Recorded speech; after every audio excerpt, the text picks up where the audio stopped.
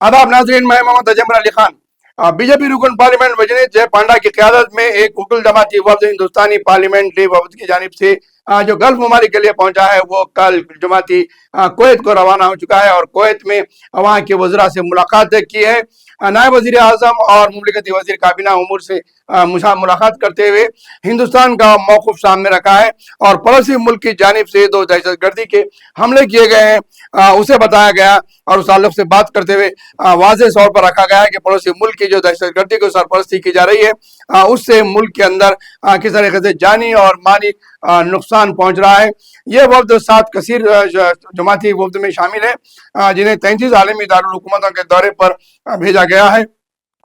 नायब वज़ीर आज़म शेख खालिद बिन अब्दुल्ला खलीफा को हिंदुस्तान के दरपेश सरहदी पार दहशतगर्दी के चैलेंज और इससे निपटने के लिए नई दिल्ली के ठोस अज़ाइम के बारे में भी बताया गया। इस वक्त में बहरीन पार्लियामेंट के ऐवान बाला शुरा बहरीन के सदर नशीन अली बिन सालेह असला से मुलाकात की और दहशतगर्दी के खिलाफ लड़ाई में हिंदुस्तान के अज़ाइम और बाहमी ताल्लुकात के ताल्लुक से बताया गया,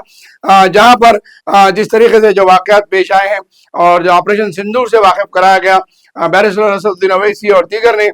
जामे मस्जिद कुवैत का भी दौरा किया और इसके बाद उन्होंने तफसीलात बयान करते हुए तमाम चीज़ों को वाज़ेह सामने रखा है। Here it is, I'll read it out to you.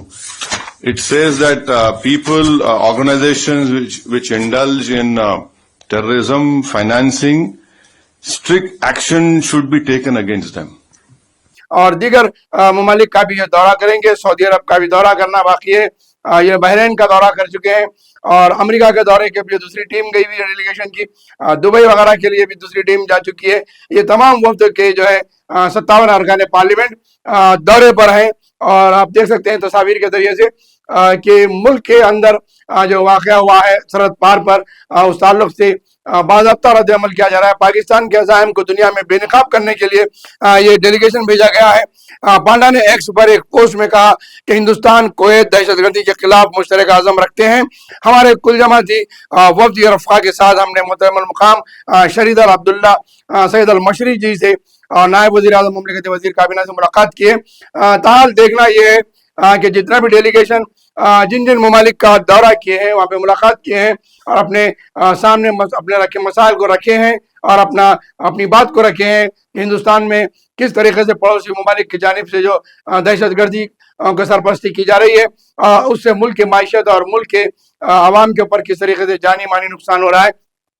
लेकिन ताहाल अभी तक भी किसी भी मुल्क की जानिब से वाज़ेह तौर पर खुलकर सामने बात नहीं आई है कि वो हिंदुस्तान के डेलीगेशंस की बात को सुनने के बाद पाकिस्तान के ताल्लुक से अपना क्या मौक़िफ़ इख्तियार करेंगे और हिंदुस्तान के साथ किस हद तक ठहरेंगे।